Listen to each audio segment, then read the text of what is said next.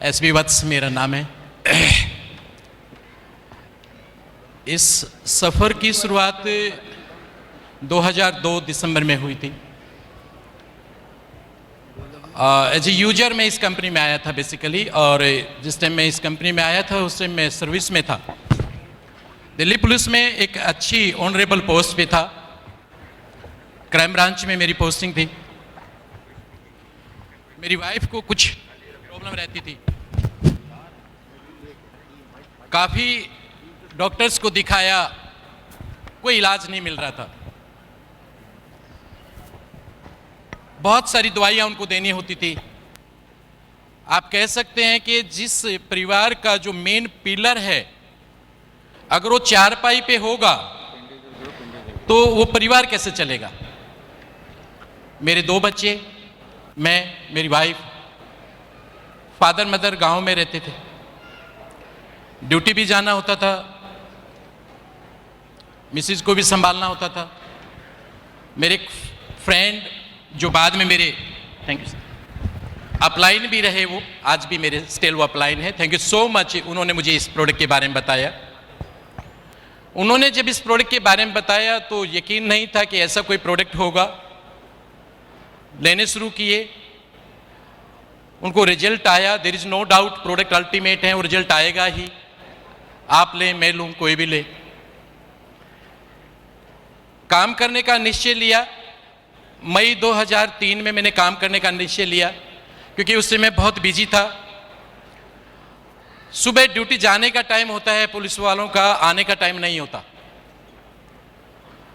अक्सर मैं देखता हूं अभी एफएलपी में बहुत सारे लोग आते हैं, वो कहते हैं कि मेरे पास समय नहीं है। मैं कहता हूं पुलिस वालों से ज्यादा बिजी कोई नहीं होता।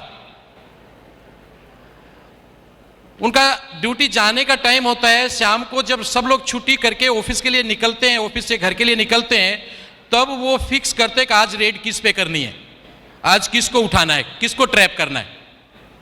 रात को 12 बजे, 1 बजे, 2 बजे, 3 बजे में भी आप रात को आए, में भी ना आए। तो बहुत बिजी था। तो उसका एक हल था कि मैं अपनी छुट्टी लूं। छुट्टी लेके काम करना शुरू किया। 16 मई 2003 मुझे डेट याद है। मैंने ईएल भरी।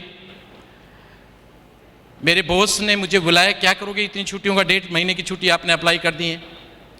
मैंने कहा सर मुझे कोई काम करना है। बॉस के साथ मेरी बहुत अच्छी टून अप थी, क्योंकि वो मेरी बहुत सारी स्थितियों को जानते थे। उन्होंने कहा कोई बात नहीं, आप छुट्टी ले लो, लेकिन टाइम से वापस आ जाना। 1.5 महीने की छुट्टी लेके मैंने काम करना शुरू किया।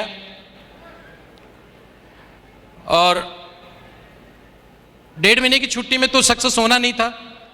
और सक्सेस का तरीका आप लोग सभी जानते हैं। बहुत सारे मेरे साथी लीडर्स आप लोगों को, मेरे सीनियर लीडर्स आप लोगों को बता भी रहे कि सक्सेस पे जाने से पहले आपको ट्रेनिंग के प्रोसेस से गुजरना होगा। अगर आप ट्रेनिंग से नहीं गुजर पाएंगे तो आपकी सक्सेस अधूरी है और वो टेम्परेरी है। तो ट्रेनिंग लेना शुरू किया। 1.5 महीने तक लगातार ट्रेनिंग। छुट्टियां खत्म हो गई, लेकिन कमिटमेंट था कि मैं भी इसमें कामयाब होकर दिखाऊंगा। फिर 1.5 महीने की ईएल एक्सटेंड करवाई। 3 महीने में भी बात नहीं बनी। एक कसम थी कि वापस ड्यूटी पे उस दिन जाऊंगा जिस दिन मेरा चेक 1 लाख रुपए का होगा।